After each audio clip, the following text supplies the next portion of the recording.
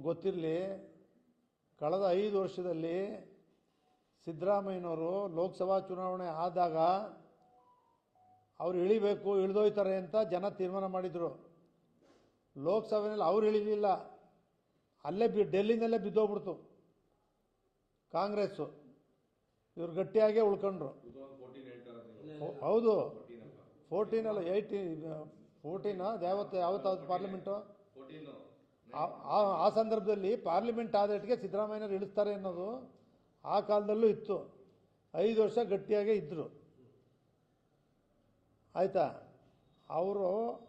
ಅವ್ರಿಗೆ ಇವತ್ತಿಂದಲ್ಲ, 78ರಲ್ಲಿ taluk board member ಆಗುವಾಗ ಅವ್ರು ಹೆಂಗೆ ಗೆದ್ದರು ಅಂತ ನಮಗೆ ಗೊತ್ತು. 83ರಲ್ಲಿ ಅವ್ರ ಪ್ರಯತ್ನನೇ ಪಡೆದೆ ನಾನು ನಿಲ್ಲೇಬೇಕು ಶಾಸಕನಾಗಿ, ಬೇಡ ಅನ್ನೋ ಸಂದರ್ಭದಲ್ಲಿ ಯಾವ ರೀತಿ ಅದೃಷ್ಟ ಅವ್ರಿಗೆ 83ರಲ್ಲಿ ಅವರು ಇಲ್ಲಿ ಶಾಸಕರಾಗಿ ಏಕ್ದಮ್ಮು ರಾಮಕೃಷ್ಣ ಹೆಗಡೆ ಅವರು ಕಾವಲು ಸಮಿತಿ ಚೇರ್ಮನ್ ಮಾಡಿದ್ರು. ಆವತ್ತಿಂದನೂ ಕೂಡ ಅವ್ರ ಭವಿಷ್ಯ, ಅವ್ರ ಅದೃಷ್ಟ ಗಟ್ಟಿಯಾಗೇ ಇದೆ. ಅವ್ರು ಇರೋವರೆಗೂ ಗಟ್ಟಿಯಾಗಿರ್ತಾರೆ ರಾಜಕಾರಣದಲ್ಲಿ. ಅದೃಷ್ಟ ಅವ್ರಿಗೆ ಬೇರೆ ಯಾರಿಗೂ ಇಲ್ಲ. ಸಿದ್ದರಾಮಯ್ಯನವ್ರಿಗಿರ್ತಕ್ಕಂಥ ಅದೃಷ್ಟ ಬೇರೆ ಯಾರಿಗೂ ಕೂಡ ಇಲ್ಲ. ಅವರು ಕೂಡ ಅಷ್ಟೇ, ಬಡವರ ಬಗ್ಗೆ ಅವರು ಕೂಡ ಬಡತನದಲ್ಲಿ ಬಡ ರೈತ ಕುಟುಂಬದಲ್ಲಿ ಬಂದಿರೋದ್ರಿಂದ ಭಾಳ ಉತ್ಸಾಹವಾಗಿ ನೇರವಾಗಿ ಬಡವ್ರಿಗೇನಾದ್ರು ಮಾಡಬೇಕು ನಾನು ಅಂತಕ್ಕಂಥ ಗುರಿ ಇಟ್ಕೊಂಡು ಸೇವೆ ಸಲ್ಲಿಸ್ತಾ ಇದ್ದಾರೆ. DK ಶಿವಕುಮಾರ್ ಅವರು ಒಂದು ದಿವಸ ಮುಖ್ಯಮಂತ್ರಿ ಆಯ್ತಾರೆ, ಯಾರೂ ತಪ್ಪಿಸೋಕ್ಕಾಗಲ್ಲ. ಹೋರಾಟ ಮಾಡಿರೋರು ಯಾವತ್ತಾಗ್ತಾರೆ, ಏನಾಗ್ತಾರೆ ಅನ್ನೋದು ಅವ್ರಿಗೆ ಯಾವತ್ತು ಬರೆದಿದೆ, ಯಾವತ್ತಾಗ್ತಾರೆ ಅನ್ನೋದು.